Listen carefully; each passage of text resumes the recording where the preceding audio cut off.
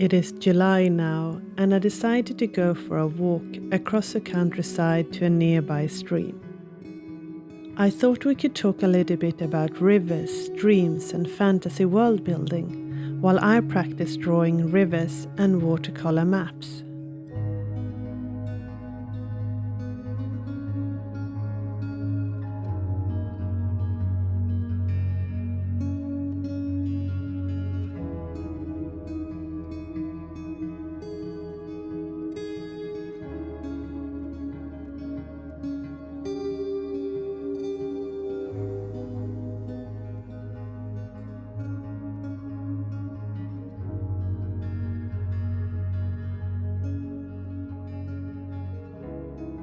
All rivers begin as small streams and inlets that run from the mountains, and they end up in a larger river that eventually reaches the ocean.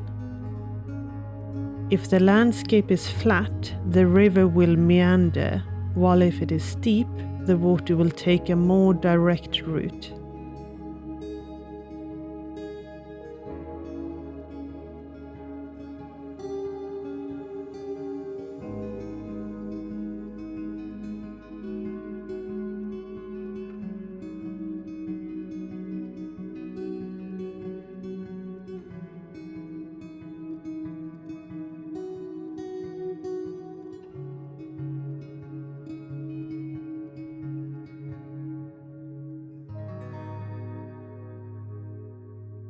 In both our world and fantasy worlds, rivers are important for fishing, farming, transport, and trade.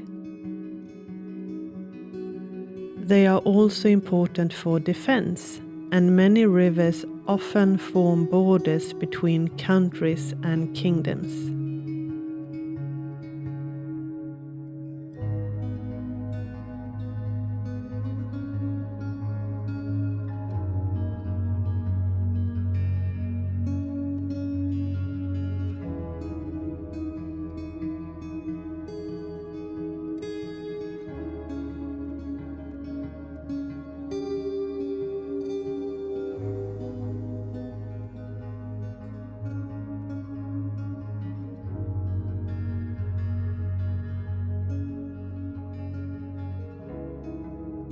In Eastern Farraway, there are several larger rivers and plenty of smaller streams and becks.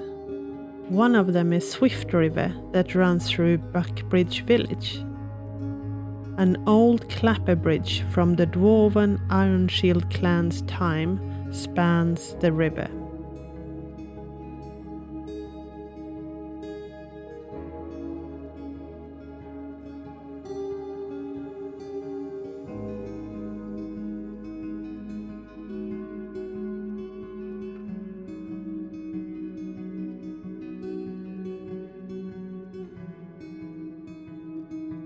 Also, I'd just like to thank everyone who has subscribed to the channel. We have recently crossed 200 subscribers, and at the moment 215 wonderful people have joined this growing channel. Thank you so much for your support and all of the kind comments.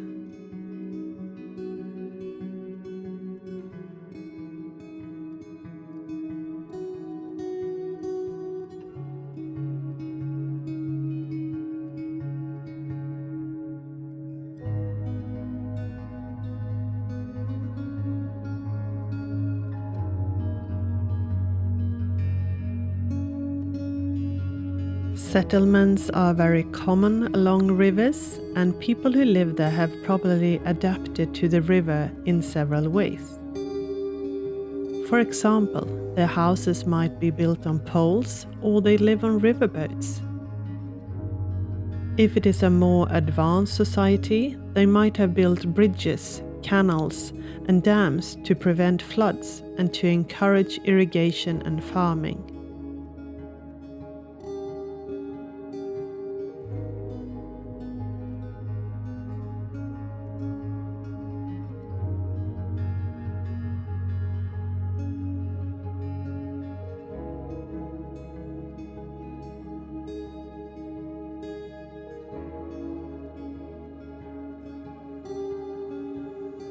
But rivers can also be inhabited by fearsome monsters. If you're running a game for 5e systems, these types of monsters could include giant toad and mud memphids.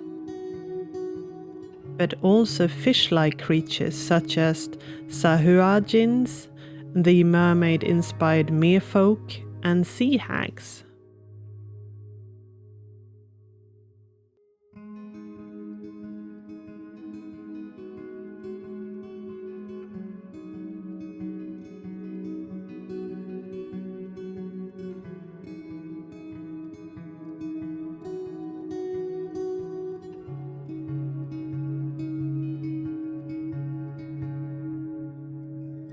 You can also include your own homebrewed monsters and take inspiration from folklore and stories.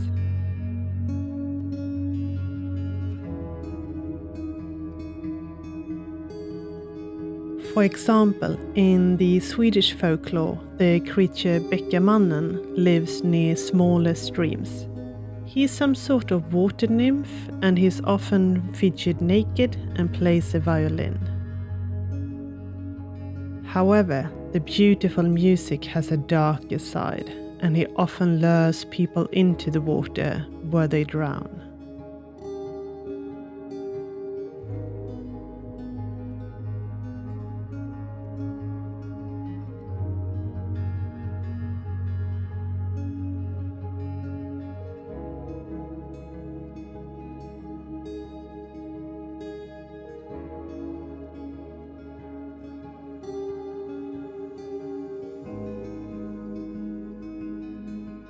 Here are the final versions of the rivers and fantasy maps that I made. Some of them turned out quite well, while others have, well, let's just call it room for improvements.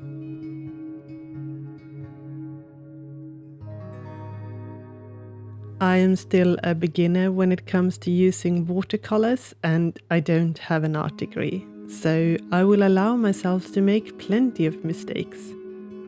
It's okay, it doesn't have to be perfect.